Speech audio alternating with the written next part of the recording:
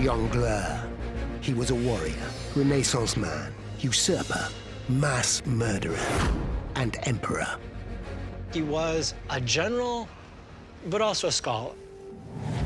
So he's this very interesting amalgam of crude violence and sophisticated culture.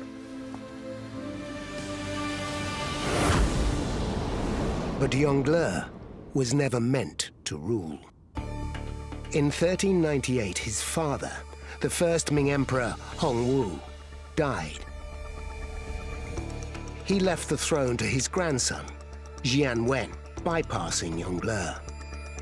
When he is not chosen as the successor, this burns.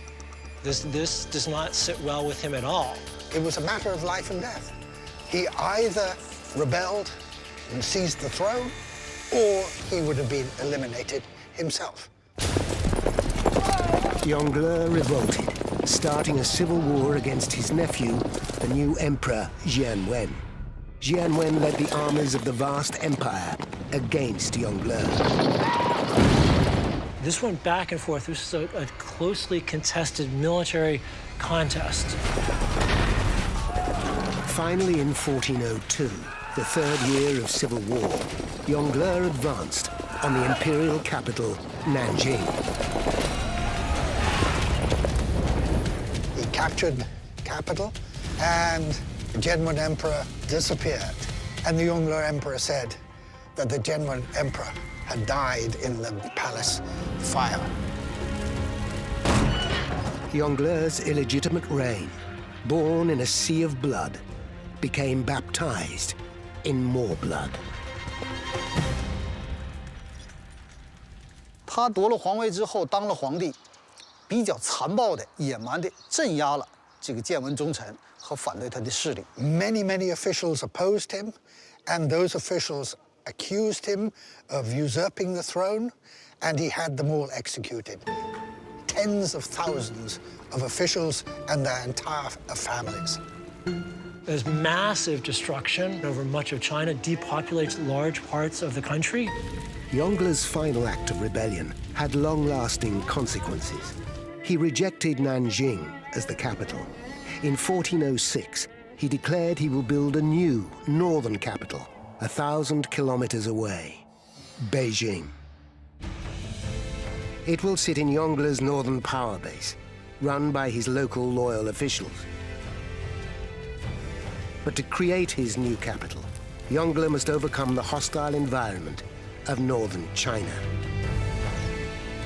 Geographically speaking, it's in a pretty harsh climate. There aren't very many great water sources there. There aren't a lot of trees.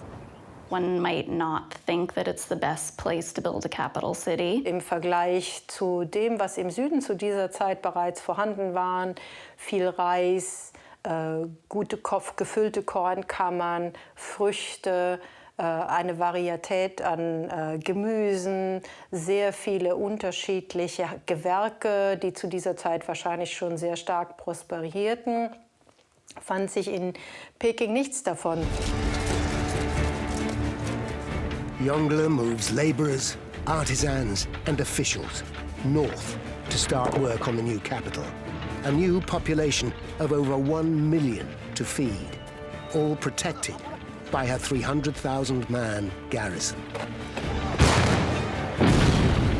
By building a new capital and the Forbidden City, he was declaring that he was in charge and there to stay. That is the intention of building the Forbidden City. It's this statement of power, political power, the power of the dynasty, but also the power of the emperor, the man who sits on the throne, says, I am stronger than any other ruler on the planet. The Ming dynasty governed China for nearly 300 years, ruling an empire 8 times the size of France, with around 75 million people and world-beating technology. We only know the details of this thanks to the Ming obsession with record-keeping. The main sources for the Yongle Emperor's reign are the veritable records, These provide a very detailed account of the major activities of the emperor and the most important events in each emperor's reign. The Ming Veritable Records described the construction of the Forbidden City and the location of the new capital, but it was given a positive spin. We ministers sincerely believe that only Beijing is the best place for the capital. The rivers and mountains provide good defense, the water is sweet and the soil fertile. The people are congenial and the products abundant.